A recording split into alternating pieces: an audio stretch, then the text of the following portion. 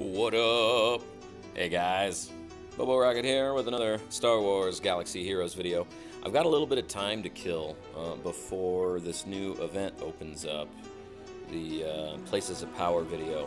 And I was just texting an old buddy of mine, and I was telling him about some of the ways this game used to be, and he's like, dude, you should do a video about this for, us new people, because I was talking to him about some of the. We were specifically talking about the quality of life updates that are coming in the video that I put out earlier today about the quality of life updates, and I was telling him about the stuff how much has changed since the game has launched, and the game has changed so much.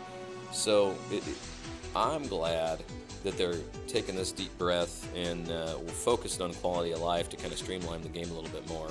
But we're going to take a look real quick down memory lane on how this game used to be. So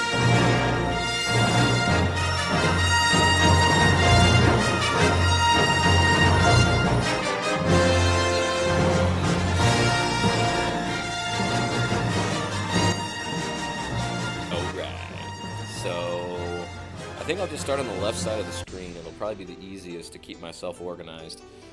So first of all, if we look at characters, let me see if they give us a character count at the bottom. They don't have a total count. When the game launched, I believe, I don't know the exact number, but there was somewhere between like 60 and 80 characters. And there was a very strong divide between pay-to-play characters and characters you could farm. And for a long, long time, there were characters that you just couldn't farm, and you could buy them, and that was the only way you could get them. I mean, Palpatine wasn't around at all. Anakin used to be awful. Grandmaster Yoda, he was the very first big event that they put out a long time ago, and that event was hard. To get a 7-star Yoda back then was hard. Even just to have enough Jedi to go in the 7-star, it was hard. Let's see. I can't remember if Old Ben was pay-to-play only. I'm pretty sure he was pay-to-play only. Boba Fett was one of the first guys that I farmed up out of the cantina, and it was way back before he was good. There was way fewer Jawas. There was not a full team of Jawas back then. Ewoks were pointless. Chewie was never good. Princess Leia was pay-to-play only. Let's see, K2SO didn't exist. Darth Vader was a grind. Darth Vader's still a grind. I still don't have him 7-starred. Let's see. TIE Fighter pilot didn't exist. Gamorrean Guard didn't exist. Luke was always terrible. I'm probably going to miss some. Han Solo, well, you can still only get him out of the raid. Dengar didn't exist. Echo was definitely only pay-to-play at first. So was Cody. Sith Trooper, of course, is new.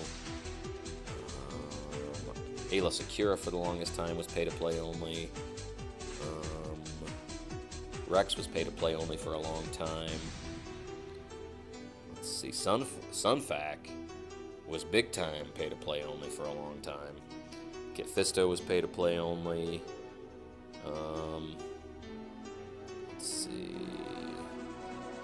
Yeah, I won't go through them all, but there was a lot fewer characters, and there was just this huge divide between characters that you could farm and characters that were pay-to-play only. So that was one big change. There, once upon a time, was no such thing as mods. That was like a big deal when they released mods. In fact, the teaser to that is they put out a picture of just that center section. Actually, let me do this proper. What they released to us. So imagine that center picture, but I don't think the green. No, the green little plus signs were there. I'm pretty sure, but just that center card, and they released that as a teaser, and that was before Ships came out. And Ships was something that was planned essentially since the beginning of the game. It just took forever for them to come out, almost a year. So yeah, they just released that little because if you really look at it, and this is stuff that we discussed at the time, it looked like a card of some sort, like the data cards that you get in the store. We're like, what could this be? And that's what ended up being mods. So let's see. Once upon a time, I think Gear 10 was the highest anybody could go to. Qui-Gon was one of the few that could go to 11. So there were the character changes. Let's see, what else? Mods, of course, didn't exist, so mod challenges, mod battles, and that mod store was all empty like that. This one here that's kind of floating down underneath guilds, that didn't exist, so that wasn't there. Guilds didn't exist, therefore raids didn't exist. So guild chat didn't exist.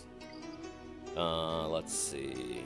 Challenges were much different. Not much different, but different in the fact that you could not sim your challenges. So every day you had to real-time fight your challenges. I mean, you could auto them, but for the longest time they were still hard because the game was so new, so you didn't have your roster up yet. So it was endlessly frustrating. In the beginning, you would get those little guys there. You see the little gold guy, the guys holding the credits? Those were your rewards. And then I think you had to like convert them over to actual credits. I don't remember exactly how that went down. There also used to be a store where you could sell back the stuff you didn't want or need. And they got rid of that, and I'm glad they actually did once. I remember I considered re-rolling my whole account because early on I accidentally went in, and I didn't mean to, but I hit sell all, and I sold a crap ton of my training droids, and I was so mad. Oh, that was awful. So yeah, that's what was different with challenges. Still the 10-minute timer, but you had to fight each battle individually. You couldn't sim them at all. They've obviously added stages to the cantina. There used to be a lot less. I think when it started there was 6 or 7. 6 maybe? I don't remember exactly how many, but not as many as there are now. Same thing with light side and dark side battles. They've added more tables. They're up to like 9 or whatever now. You could always sim those though. That was nice. The shipments changed a lot. You couldn't buy any. I don't remember them selling anything in here for crystals. Definitely not character shards. So that changed quite a bit. And I don't think you could buy sim tickets either. I think that was an addition. Although I don't know anybody that actually buys sim tickets. Maybe you do. Let me know down below if you find that useful at all. By the way, will work for furnaces. I'm dying here. I've got so many guys that are being held back for furnaces. Like I want to get Sidious up and Dooku up. But everybody needs furnaces, and that's like the one piece of gear that I don't get on a regular, and it's super annoying. So let's see, what else do we have? What else changed? Not too much has changed for the store. The overall layout's the same. I think Bronziums were around since the beginning. There's just a lot more stuff you can buy in here now with all the additions to the game that they made. Let's see. Squad arenas essentially stayed the same. I don't know of any major changes there.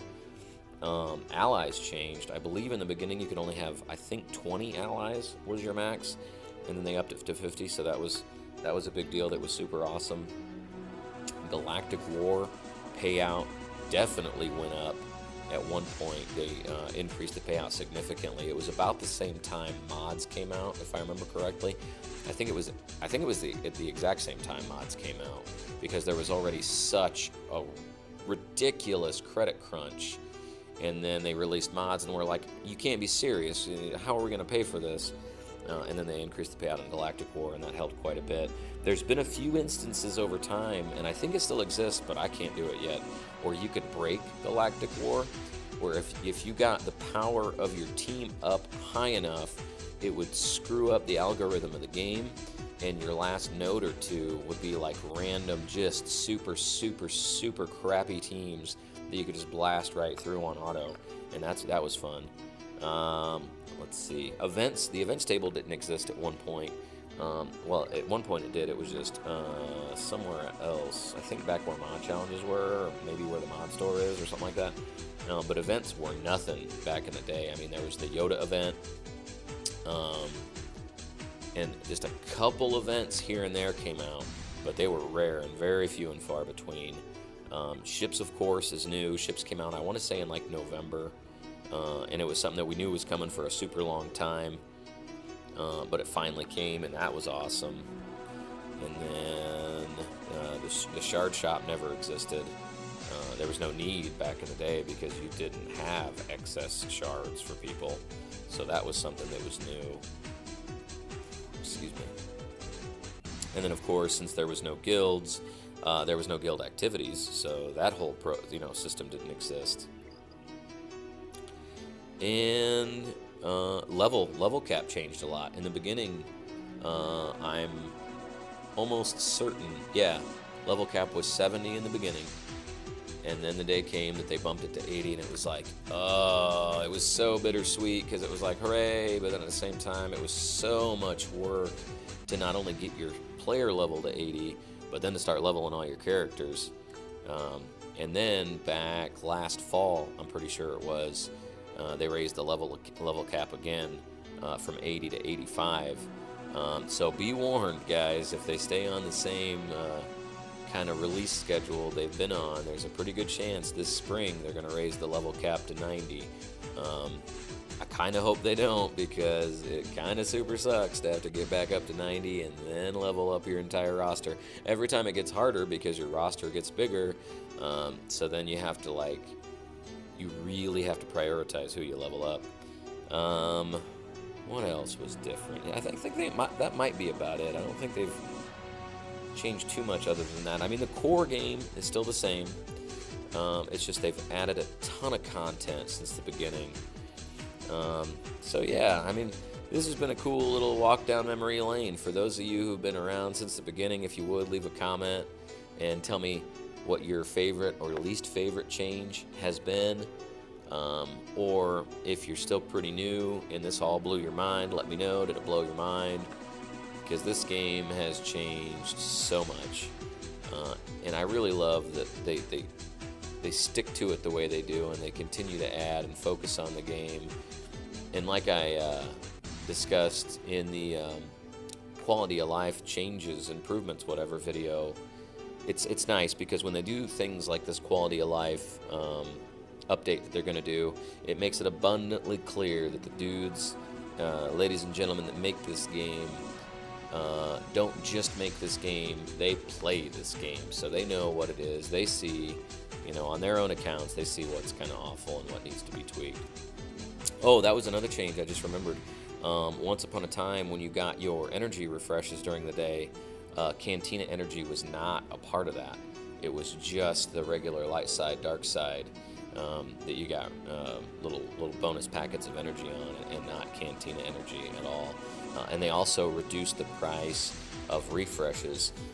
It used to be that, how did it go? Your first one was 50, your second one was 100, your third one was 200, and then they changed it to where your first two was 50, and then it went up after that. And then with Cantina Energy, I think in the beginning you only got one refresh at 100 crystals, and then it went right to 200, whereas now you get two at 100, which is super nice on Sunday when that's your guild, little guild thing there. If I sat here and looked at my screen long enough, I'd probably think of some more things that have changed. Omega materials didn't exist at one point. You know how now you put, let me find one here. I'm sure you know what I'm talking about, but just in case you don't, who isn't all Omega? Maybe Dooku. No, he's all Omega out. No, see, oh no, that's Zeta. Zetas definitely didn't exist. That came when ships came, but Omega's there. That didn't exist at one point. So then those came out, and those were super hard to come by when they first came out, just like Zetas are now. But everything's cyclical. And it looks like it just hit, guys. So I'm going to end this one so I can start my next one. And the next one's going to be that right there, Places of Battle, or excuse me, Places of Power. I'm a little nervous about it, to be honest with you. I'm hoping it's not a ground war all over again where I'm captain on the fail boat. But anyways, thanks for watching. Super appreciate it, like always. Don't forget to check out our partners at gaming-fans.com, the resource for everything Star Wars Galaxy of Heroes. Amazing, super in-depth articles over there. Just the other day I read one about offense, and it really compared the math on like offense and crit chance and all that kind of stuff. Just a ton of good stuff over there. Make sure to go over and check that out. So that's gaming-fans.com, also at gamingfansdfn on Twitter. So yeah, slap that like button around if you would. Subscribe if you want to be notified when I make more of these.